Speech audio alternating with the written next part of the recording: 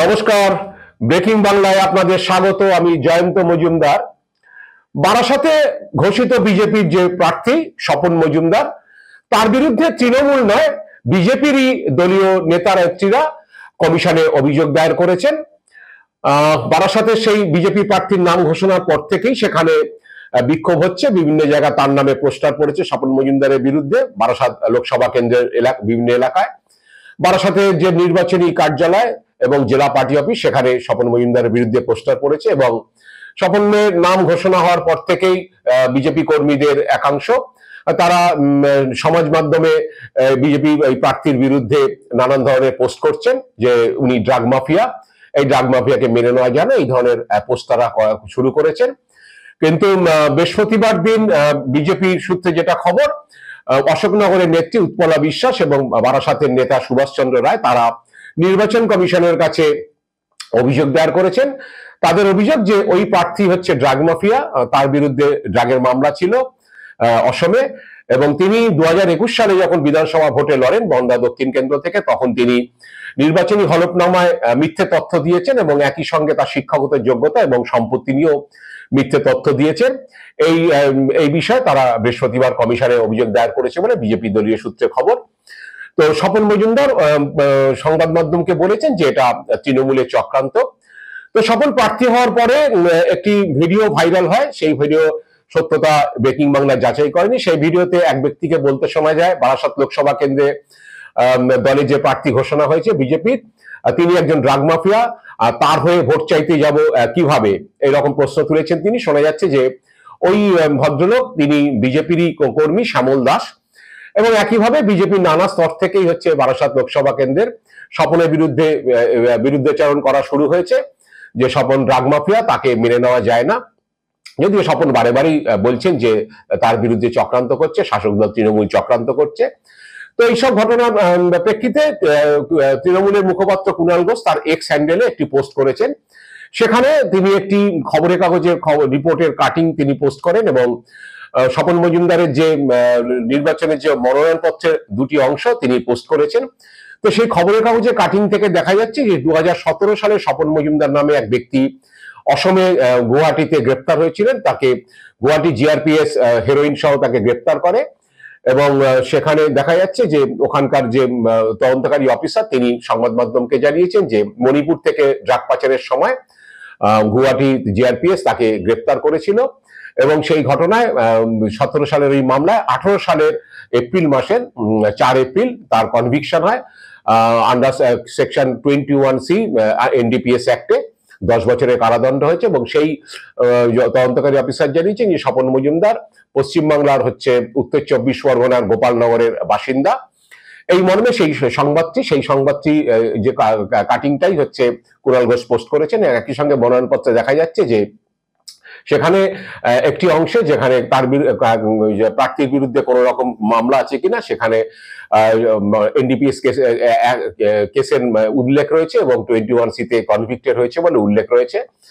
তো জানি না এখন নির্বাচন কমিশন এই ব্যাপারে কি পদক্ষেপ করবে বা কি পদক্ষেপ নেবে, কারণ যদি সত্যি তিনি কোনো তথ্য গোপন করে থাকেন, যদি তার কনভিকশন হয়ে যাওয়ার পরে যদি তিনি তথ্য গোপন করে নির্বাচনে লড়েন, সেক্ষেত্রে তার নির্বাচনটাই বাতিল হয়ে যাওয়ার কথা। সেটা পরবর্তীকালে নির্বাচন কমিশন কি বলে বিষয়টা নিয়ে দেখবেন।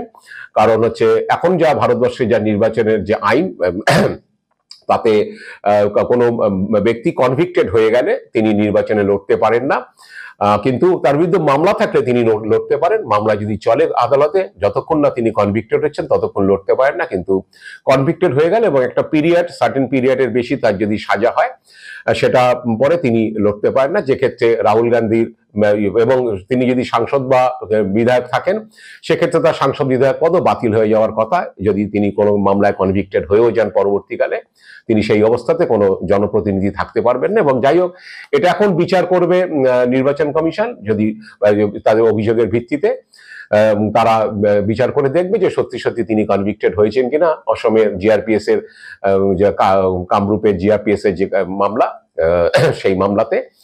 তো এখন বিজেপির অন্দরে এইসব নিয়ে চর্চা চলছে স্বপন মজুমদারকে নিয়ে। তো বিজেপি গত বছরের বারাসাত লোকসভা কেন্দ্রের যিনি প্রার্থী হয়েছিলেন সেই মৃণালকান্তি দেবনাথ, তিনি বলেছেন যে এরকম একজন, শুনলাম ওনার যা প্রোফাইল দেখছি তাতে উনি একজন ড্রাগ মাফিয়া, এবং এইরকম একটা ব্যক্তির হয়ে যদি প্রচারে নামি সেক্ষেত্রে হয়তো মানুষ জুতো মারবেন, এই ধরনের কথা বলেছেন। যদিও স্বপন এ বিষয়ে সংবাদ মাধ্যমকে বলেছেন যে উনি কি বলে ডিপ্রেশনে ভুগছেন, তাকে কাকুলি দেবীর মানে তৃণমূল প্রার্থী কাকুলি ঘোষের লোকজন হচ্ছে ওকে নানান প্রলোভন দেখিয়ে ওকে দিয়ে সব কথা বলিয়েছে, স্বপন এটাকে উড়িয়ে দিয়েছেন। এখন বিজেপি এটাকে নিয়ে কিভাবে মোকাবিলা করবে বা স্বপন মজুমদার কিভাবে মোকাবিলা করবে তার জন্য আমাদের ভবিষ্যতে কয়েকটা দিন অপেক্ষা করতে হচ্ছে। কারণ হচ্ছে যদি সত্যি এই অভিযোগটা হয় এবং তিনি যদি মিথ্যা তথ্য দিয়ে দেখেন, এটা খুব সিরিয়াস অভিযোগ, তো এটাকে নিশ্চিতভাবে স্বপন মজুমদারকে সেটা মোকাবিলা করতে, এবং তিনি এবার বারাসাত লোকসভা কেন্দ্রে যখন মনোনয়ন দাখিল করবেন তখন তিনি কি তার হলফনামায় তিনি কি জানান সেটাও দেখার বিষয় রয়েছে। নির্বাচন কমিশন সেটাও নিশ্চয়ই বিচার্যের মধ্যে আনবেন, এবং গতবারে 21 সালে ভোটের সময় তিনি তথ্য গোপন করেছেন কিনা, মিথ্যা তথ্য দিয়েছিলেন কিনা সেটাও নিশ্চয়ই নির্বাচন কমিশন অভিযোগ খতিয়ে দেখতে পারে। তো সেক্ষেত্রে তার বারাসাত লোকসভা নির্বাচনে দাঁড়ানোর বিষয়টিও অনিশ্চিত হয়ে যেতে পারে, এবং দোয়ারগা দক্ষিণ বিধানসভা কেন্দ্রের বিধায়ক পদও তার অনিশ্চিত হয়ে যেতে পারে। সবটাই নির্বাচন কমিশনের হচ্ছে বিচার্য বিষয়। তো বিজেপি সূত্রে খবর যে এবার স্বপন মজুমদারের ঠিক ওখানে বারাসাত লোকসভা কেন্দ্রের অনেক প্রার্থী দাবিদার ছিলেন। শোনা গিয়েছিল প্রথমে রাহুল সিনহাকে সেখানে দাঁড় করানো হতে পারে, পরবর্তীকালে এক মহিলা নেত্রীর নামও এসেছিল সেখানে। এরকম 3-4 জন প্রমিনেন্ট ফেস সেখানে বারাসাত লোকসভা কেন্দ্রে দাবিদার ছিলেন প্রার্থী পদের জন্য। কিন্তু শেষ পর্যন্ত বনগাঁ থেকে এনে বারাসাতে দাঁড় করানো হয় স্বপন মজুমদারকে, এবং শোনা যাচ্ছে দলীয় সূত্রে যে শুভেন্দু অধিকারী এই ব্যাপারে উদ্যোগ নিয়েছিলেন, কারণ এবার অনেক বিধায়ককেই হচ্ছে নমিনেশন দেওয়া হয়েছে, এবং বিধায়কদের নমিনেশন দেওয়ার ব্যাপারে শুভেন্দু অধিকারী একটা বড় রোল রয়েছে। তো স্বপনের ক্ষেত্রেও শুভেন্দু অধিকারীর রোল থাকতে পারে বলেই সকলে মনে করছেন, কারণ বিভিন্ন বিধায়কদের, যেমন অসীম সরকার হরিণঘাটার বিধায়ক, তিনি বর্ধমান পূর্ব কেন্দ্রের প্রার্থী হয়েছেন, মুর্শিদাবাদের গৌরীশঙ্কর ঘোষ প্রার্থী হয়েছেন, অগ্নিমিত্রার পর প্রার্থী হয়েছে, বিভিন্ন জায়গায় 7-8 জন বিধায়ককে এবার প্রার্থী করা হয়েছে। তো সেই কারণে হচ্ছে মনে করা হচ্ছে যে শুভেন্দু অধিকারী হয়তো স্বপন মজুমদারের প্রার্থী পদের ব্যাপারে তদবির করেছিলেন, বা তার চেষ্টাতেই হয়তো তিনি প্রার্থীপদ পেয়েছেন।